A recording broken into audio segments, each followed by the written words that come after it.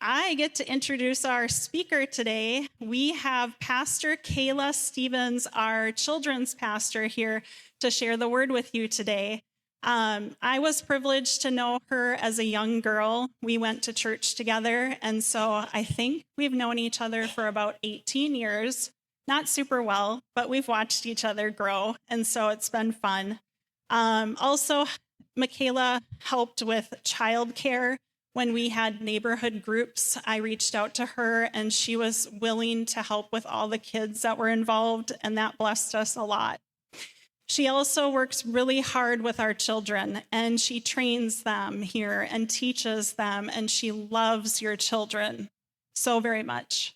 She's a beautiful young lady, inside and out. So let's give Pastor Kayla a warm welcome.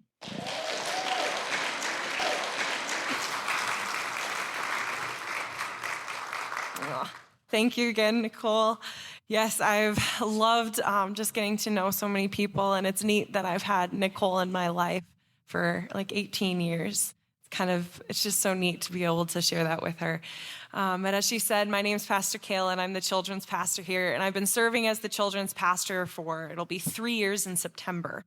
And I have loved being able to give back to my community and give back to my church in this way. It has been such a blessing to serve you guys. I have loved kids since I was young, like she said, and helping with childcare, different ministry things.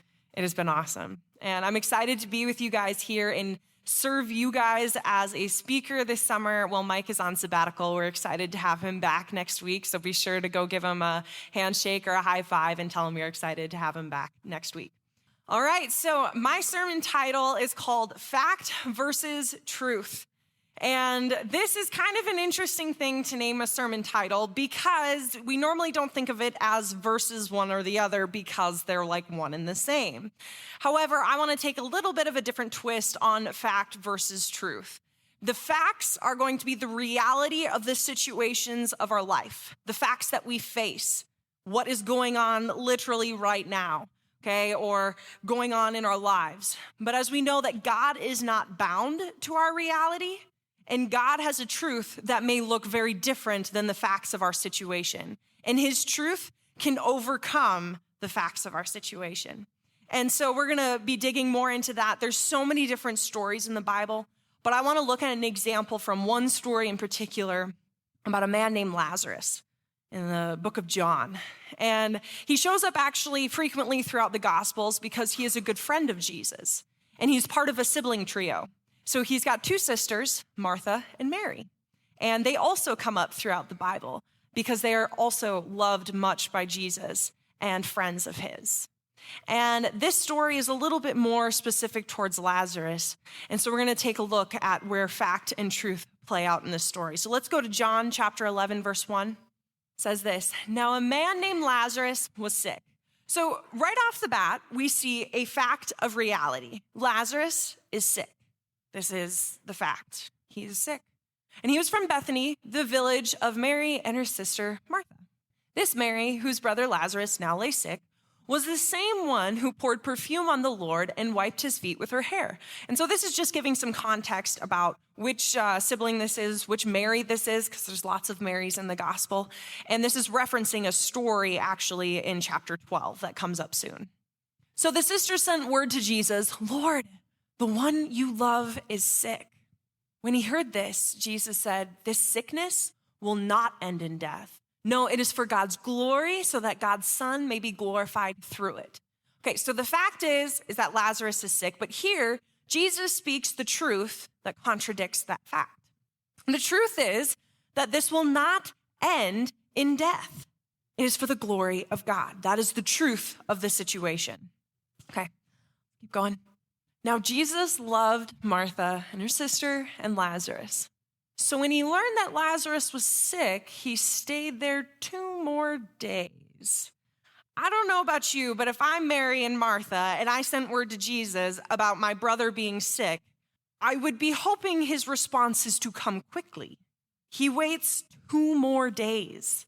Waits 2 more days. It says that he loves them. And it doesn't give a reason why he waits. He just waits 2 more days. Definitely not what I would be wanting. All right, let's keep going. And then he said to his disciples, let's go back to Judea. So he waited, said, let's keep going. But Rabbi, they said, a short while ago, the Jews there tried to stone you, and yet you're going back? Jesus answered, are there not 12 hours of daylight? Anyone who walks in the daytime will not stumble, for they see by this world's light. It is when a person walks at night that they stumble, for they have no light. So he gives a cryptic answer. Okay. After he had said this, he went on to tell them, our friend Lazarus has fallen asleep, but I'm going there to wake him up. And the disciples replied, Lord, if he sleeps, he will get better. Jesus had been speaking of his death, but his disciples thought he meant natural sleep. Jesus said this was not going to end in death. And now we learn that the fact is Lazarus is dead now. That is the fact of the reality. He is dead. And Jesus says that he has fallen asleep and he goes there to wake him up. And now what does he mean by this? He means he's fallen asleep, meaning he is dead, but he will wake up soon. Okay, he goes there to wake him up. He will not stay dead for very long. However, when he says that he's asleep, his disciples take it as fact, as what is happening right now. They take it as the fact. Oh, he's just sleeping. If the sick guy's sleeping, don't wake him up. We want him to get better. I mean, right? That's their reaction. They're like, Jesus, why would you do that? But Jesus is talking about the truth that he sleeps because he's going to wake him up soon. But the disciples didn't really catch that. And so we see in the next verse. So then he told them plainly, Lazarus is dead, okay? And I can just kind of see Jesus maybe face palming a little bit like, oh, guys, like, you don't get what I'm saying. He's dead, okay? All right, we can keep going. And for your sake, I'm glad I was not there so that you may believe. But let us go to him.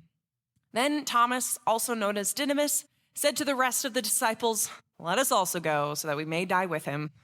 All right, we can keep going. On his arrival, Jesus found that Lazarus had already been in the tomb for 4 days. Okay, so we see another fact. Not only was Lazarus sick, he's now dead, and he's been buried for 4 days. What? That is the fact of the reality. The facts are not looking good for our friend Lazarus. The truth does not change. Now, in Bethany was less than 2 miles from Jerusalem, and many Jews had come to Martha and Mary to comfort them in the loss of their brother. When Martha heard that Jesus was coming, she went out to meet him, but Mary stayed at home. Lord, Martha said to Jesus, if you had been here, my brother would not have died. So this is Martha. I always imagine her maybe to be the oldest sister from other stories in the Bible. Seems to have an older sister personality. But we see here that she just lost her brother. And she asked Jesus, she's like, if you had been here, my brother would not have died. So there's a little bit of faith there. She believed that if Jesus showed up, that he had the power to heal. But I think there's a question in here too, like, why didn't you show up? If you had been here, my brother would not have died. Let's see how she continues to respond. She says, but I know that even now, God will give you whatever you ask. Faith that she answers with at the end. But I know that even now, God will give you whatever you ask. Jesus said to her, your brother will rise again. He speaks that truth over her. He's been buried for 4 days. The truth hasn't changed. He will rise again. Martha answered, I know he will rise again in the resurrection of the last day. So she thought, at the end of time, the resurrection, he'll rise again. She didn't quite get it. And Jesus said to her, I'm the resurrection and the life. The one who believes in me will live even though they die. And whoever lives by believing in me will never die. Do you believe this? Yes, Lord, she replied. I believe that you are the Messiah, the Son of God who has come into the world. She proclaims the faith of God. You are the Messiah. After she had said this, she went back in and called her sister Mary aside. The teacher is here, she said, and he's asking for you. When Mary heard this, she got up quickly and went to him. Now Jesus had not yet entered the village, but was still at the place where Martha had met him. When the Jews who had been with Mary in the house comforting her noticed how quickly she got up and went out, they followed her, supposing she was going to the tomb to mourn there. When Mary reached the place where Jesus was and she saw him, she fell at his feet, said, Lord, if you had been here, my brother would not have died. If If you notice, that's the same words that Martha said. Maybe this is something they had talked about 2 days after their brother had died, the hour her brother had died. I don't know. When Jesus saw her weeping and the Jews who had come along with her also weeping, he was deeply moved in spirit and troubled. "Where have you laid him?" he asked. "Come and see, Lord," they replied. And Jesus wept. And then the Jews said, "See how he loved him." But some of them said, "Could not he who opened the eyes of the blind man have kept this man from dying?" So what we see here is Mary's having a faith crisis. It looks a little different than Martha. I'm sure Martha was extremely hurt, but we saw from Martha that she still proclaimed faith. She was like, "You are the Messiah, the Son of God, and whatever you ask of God, he will give it to you." But Mary, she just crumbles at her Savior's feet, weeping. "Lord, if you had been here, my brother would not have died." I also think of there's probably some anger in there. There would be in my voice. If you were here, he wouldn't have died. Once again, that question of, why weren't you here? So much pain in her voice. And even the people around her, mourning with her, they're weeping. Jesus can see all the emotion as they're coming towards him. And he can also feel their questions. They're like, "Isn't this the guy who opened the eyes of the blind man? Couldn't he have done something about this?" People are starting to question, he loved them. Why wasn't he there? Why didn't he heal them? And Jesus weeps. I don't think it's for Lazarus. I don't think it's because he's mourning the loss of his friend because, he knows the truth, that Lazarus will wake up. I think he's mourning because he sees the pain, the crisis that everyone else around him are in. And that breaks his heart. Let's keep going. Jesus, once more deeply moved, came to the tomb. It was a cave with a stone laid across the entrance. "Take away the stone," he said. "But Lord," said Martha, the sister of the dead man, "by this time there's a bad odor, for he has been there for 4 days." I love how descriptive this verse is with the facts of reality. What do we know about the facts of reality? If a dead body sits there for 4 days, it's going to smell, right? This body is decomposing at this point. That is the fact of the reality for Lazarus. Facts aren't looking so good. But the truth still does not change, even though the facts keep getting worse and worse. Let's keep looking. And then Jesus said, "Did I not tell you that if you believe, you will see the glory of God?" The truth does not change. So they took away the stone. Then Jesus looked up and said, "Father, I thank you that you have heard me." I love this verse because Jesus is thanking God before he sees the miracle. And what a beautiful reminder to us to thank God before we see the miracle in faith. Let's keep going. "I knew that you always hear me, but I said this for the benefit of the people standing here, that they may believe that you sent me." When he had said this, Jesus called out in a loud voice, "Lazarus, come out." And the dead man came out, his hands and feet wrapped in strips of linen and a cloth around his face. And Jesus said to them, "Take off the grave clothes and let him go." I love the power in this last verse. The dead man walked out. The dead man walked out.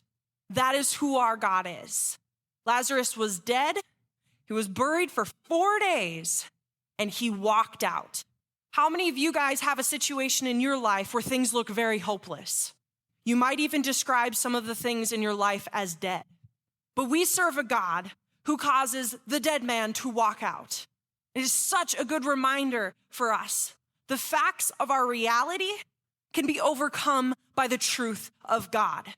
And his truth may look very different than those facts that we face. It did for me. And I want to share some of my testimony that is tied in with Daniel's testimony, my husband's. But we're going to look at it through my lens, what it was like to walk alongside him while he was sick for 4 years. I don't have time to go into all the details from his perspective because that would be a long time. Heck, I don't even have time to go into all the details about my perspective. It's hard to wrap up 4 years in 15 minutes. And if you haven't heard about this story, I encourage you to go on the website and look up his testimonial series where he goes into detail about what it was like for him during those 4 years. It's a beautiful thing. But I want to share what it was like for me at the beginning. First of all, I didn't even know he was sick when he first got sick. We weren't dating at the time. He was undiagnosably sick for 4 years, and we dated for about 3.5 of those years. And at the beginning, we weren't dating. So in October 2018, he woke up one day, and things just weren't right. He could tell something was off. Didn't know what it was. Wasn't like a cold or something, and it wasn't going away. And so he went to a doctor, and the doctor had some ideas, some avenues to look, but they really had no clue. And in December of 2018, his mom reached out to me and asked me to pray for him. Like, hey, Daniel's been sick for a couple months now. He's not getting better, and we don't really know what's going on. And I was like, yeah, I'll pray. I will seek God's truth in this, because the fact was Daniel was sick. It was kind of a shocking fact, but it was like, okay, he's sick. What is God's truth for this situation? We knew that Daniel was not following God before, and then just a year ago, God got a hold of his life and transformed it. And now he was living for God. Now he was in full-time ministry. So of course, Satan's going to try to attack him or something. So I was like, yeah, we'll go against this attack, some spiritual warfare. Let's be praying. I'm seeking God's truth for this. And so that December, I was praying in my room, threw some worship music on. I was kind of pacing back and forth. When I get amped up to pray, I'll kind of pace back and forth in this space. And as I was pacing, I was praying, God, would you heal Daniel? Heal Daniel. Please, would you do it? And then he spoke to me, and it just stopped me in my tracks. It wasn't the audible voice of God, but he spoke directly to my spirit. I knew the words in my mind, what he said, and I had no doubt in my mind it was him. I'd heard it before. And he just stopped me in my tracks, and he asked me this. He said, do you think I won't? And my honest answer was, well, Lord, that's why I'm here praying. Would you? That would be great. That's why I'm here. And he didn't answer me. He didn't say anything else after that. But what came was his spirit just telling me, stop panicking. Stop begging. This call up to faith. Of course I'm going to heal him. Have faith. And so I was like, okay, you're going to heal him. That is the truth about the situation. The fact is that he is sick. We don't know what's going on. It's been a couple months, but the truth is that you are going to heal him. And so I was like, okay, the Lord spoke it. I ain't questioning God, already. And so we fast forward into January and February and March and April and into May, and Daniel still hasn't been healed. He still hasn't been healed. And we started dating in May of 2019, and it was kind of weird. God said he was going to heal him, and he's not healed yet. But okay, God, you said it. You said it. You're going to do it. I'm believing for it. And so we started dating, and actually over the summer, he started to get worse. Once again, those facts not looking so good. Started to get worse.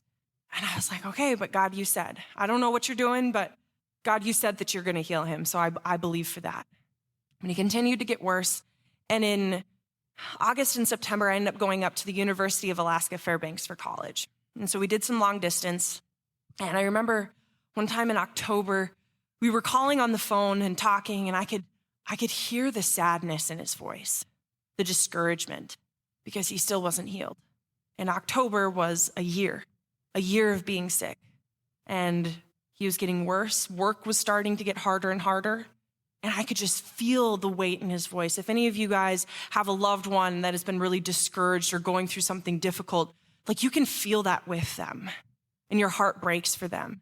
And I was like, God, what are you doing? It's been a year. You said you were going to heal him. So what's the deal? And so I was starting to waver a little bit after that phone call. And I was like, I'm going to pray. I need to seek that truth again. Is that still the truth? Are you going to heal him? And so while I was praying, God gave me this vision. And it wasn't this, I don't want to blow it out of proportion. I wasn't in this crazy trance or anything. I was praying, and God just gave me this picture, and it was a few seconds long in this interaction with him. And in order for you to fully understand that vision I got, I need to explain Isaiah 6, chapter 1. And actually, it was a sermon that I had heard a few weeks prior to that, back in that October. And it was by Daniel, believe it or not. And he was talking about Isaiah 6. And in Isaiah 6, chapter 1, we see Isaiah gets a vision from God of God seated on the throne, in the throne room. He's exalted. He's lifted high. and his royal robe fills the room. And it's just this beautiful vision that Isaiah gets. And in that sermon that Daniel was talking about, he encouraged that we would, like when we pray, to imagine ourselves entering into that throne room. Like we're there with the majesty of God and talking to him. But also a neat fact that we had learned from that sermon in the history of a king's royal robe is that back then, when kings would conquer other nations, the conquered nation, they would cut off the previous king's robe, the end of it, and add it to theirs. And so the more kingdoms they conquered, the more victories they won, the longer the train was of the royal robe, right? And so if you had a long one, it was displaying the many victories, the power and majesty that a king had. And so this vision that Isaiah gets of God on the throne in his royal robe, it's showing the power and the majesty of God because it fills the room. That is how many victories our God has won.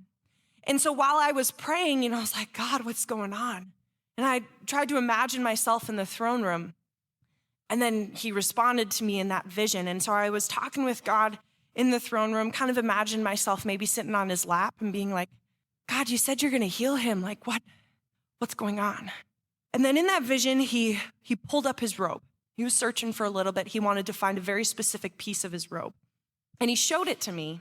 And he said, this is Daniel's victory piece.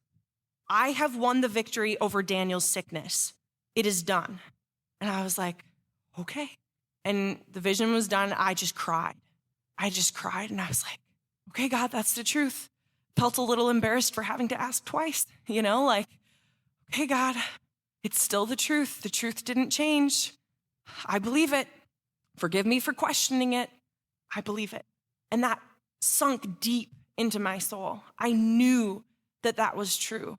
God was going to heal Daniel. That was the truth.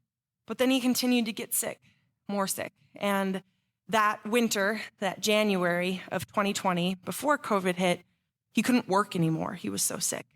That was the fact of his reality. He was so sick he couldn't work. God, you said this was won. You said the victory had been conquered. He was going to get better. Why haven't you healed him yet? I mean, if it's done, then what are we waiting for? That spring, he ended up going to the Mayo Clinic. I mean, it's the Mayo. They've got to figure something out, right? They got to know what's going on. No, they had no clue what was going on with him. No ideas or leads even where to go next. Just a list of some support groups. That was the fact that he was facing, that family was facing, was that he was sick and nobody had any clue with what and what was happening to him, and he just kept getting worse. God, what were you doing? What's going on? And that summer of 2020, that was an angry summer for him. Very angry with God, very angry with where his life was at. When you watch someone like that be so angry, that hurts. I remember just praying and being like, what are we doing? Like, heal him, Lord. What you said it was done. Why isn't he healed? Please heal him. And then a year would go by. Except this summer in 2021, he didn't want to live anymore. And it breaks your heart to hear somebody you love not want to live anymore. And to hear that every night when they go to bed, they ask God to take their life. That breaks your heart. God, heal him. How is this? What is he learning through this? Heal him. And another year would go by. When you have a promise from God, I don't know if any of you guys have received words or promises from God and they haven't come to pass in that first week, that first month, first 6 months, first year, 2 years, 3 years. You think you'd be able to hold on to that truth. I thought I was going to be able to. I wanted to be able to say that no matter how long this took, I had faith through it all. And that's a good thing to hope for. Although when I looked deep inside my heart, I knew it was rooted out of pride, that I wanted to be able to say that I could do that in my own strength. And I found out that I couldn't. Because April 2022, so just a year ago in April, I let all those doubts in. I questioned if that truth was still the same truth. Because God, wouldn't you have healed him by now? And you don't owe us anything. You're God. Who are we to question you? You don't have to heal him. Maybe you won't. And those were a dark couple months for me, questioning God, questioning his goodness. I never doubted the existence of God. That wasn't my struggle that I had to deal with, but I did doubt if he was still good. I'm going to be honest, that summer, I felt very much like a hypocrite. Because yes, I'm still your children's pastor at that point. And July, in that first week of July, I went down to Lake Geneva to teach at family camp to 200 kids. And the curriculum that I built to teach to these 200 kids for like 5 days was all about who God was. So here I am teaching to 200 kids about how God is our promise keeper. He never fails us. He comes through on his promises. That truth will not fail us. Well, at the very same time, I was wrestling with those questions myself. Speaking those from a stage to the kids, speaking that truth, it just tore inside me like, but God, why haven't you answered our prayers? Why haven't you done what you said you would do? I felt like such a hypocrite. Now, praise Jesus that the word of God does not return void. Because as I'm teaching these kids all about who God is, some of the hope started to seep into my heart. God reminded me of all of the truth he spoke over my life. Not just about Daniel being healed, but many, many different areas of my life since I was a little girl. Reminded me of other times where he's come through for me. And all of a sudden, I had this list piled up of all of God's promises and the truth that he had spoken over me. And now it seemed impossible that he wouldn't come through. How could God not come through on all of those truths? And I needed to believe the truths of the Bible. There's time and time again in the Bible where it talks about God coming through on his promises. And I needed to go to the Bible and believe what that says and not let my situation dictate my theology. I need to believe the truth. And I'm so thankful that God started to well up that faith back inside me. That was not by me. That was not by me mustering up some faith. He did that. And one of the last weeks in July, Daniel and I were hanging out and he asked me, and he was just like, do you think I'm going to be healed? And God gave me enough faith in that moment to truly believe my answer and to say, yeah, he's going to heal you. He's spoken so much truth. He's going to come through on it. And I'm so glad that God gave me enough faith to get back on that faith train, because just days later, he started to heal Daniel. And that was a year ago this weekend. That is who our God is. So gracious with me in my time of doubt, even in my time of doubt, because, believe and have faith and you will see it. But even in my time of doubt, the truth didn't change. Our God is a promise keeper. And no matter how ugly the facts looked, the truth still stayed the same. It looked dark. It looked so dark. But the truth stayed the same. It was a very good truth. I'm so thankful for what God did. Don't know why the timeline was so long. If we think about the Bible story that we just read about Lazarus, we think about something kind of interesting here. Daniel and I were reading this story back in January, and we kind of realized this, but, we were talking about how Jesus got word that Lazarus was sick, and he didn't go right away. He waited 2 days, and then he left. And when he got there, Lazarus had been dead for 4, or buried for 4. And so if it's for the glory of God, if your plan is to raise a dead man, if he would have left right away, Lazarus still would have been dead for 2 days. That's at least how the math checks out in my brain. You might see it differently, but why did he wait an extra 2 days? He could have raised Lazarus from the dead after 2 days, but he waited 4. Could have healed Daniel after 2 years, but he waited 4. I don't know why, but I can tell you, my faith got stretched beyond what I could bear after that 3rd year. 2 years in, I still would have had faith. 4 years in is where I started to lose that. Our God is a good God, and he knows what's going on. He knows the plans that he has for us, and they are good plans.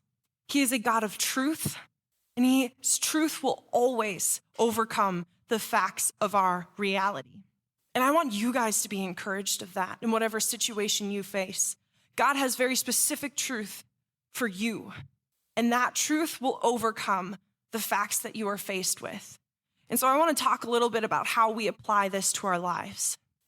One, I think it's okay to acknowledge the facts of your situation. Sometimes when I've thought of faith, I've thought of it as pretending like everything was okay, or like, nope, God took care of that, that's done, even though it was still present in my life, kind of ignoring it. And I don't always know if that's the best way to go about it, but I do know that when you look at how ugly your facts are in your life, when you look at how bad it is, and you realize that, then you still choose to believe in the truth, you still choose to have hope, that's a beautiful kind of faith. So I think it's okay to acknowledge the facts of your situation, but remember that they're just facts. Sounds funny to say, they're just facts. The second thing is you need to seek the truth of God. Seek the truth of God for yourself. You have trusted people pray for you. While Daniel was sick, we got close to 100 words from people, from God, to encourage us along the way. Doesn't matter how many words you get, it's still hard to hold on to that truth, though. Don't let that sneak up on you. Have people pray for you. Trusted people pray for you and encourage you on that journey. Read the Bible. There might be a situation in the Bible that lines up pretty close to yours. The Bible, the entire Bible is true. Every word of it. God has a plan for you. Seek his will from his word and pray. While I was praying is when God spoke those two truths specifically to me. And oddly enough, I never doubted what he said. I just doubted who he was. Never doubted that he had told me those things. I knew that he did. And so when he does speak, believe it and hold on to that with all that you have. When you get that truth, you believe it. God's truth will overcome the facts. And if he's sharing that truth, it's because that is the truth that he wants to bring into your life, no matter how bad it looks. So believe it.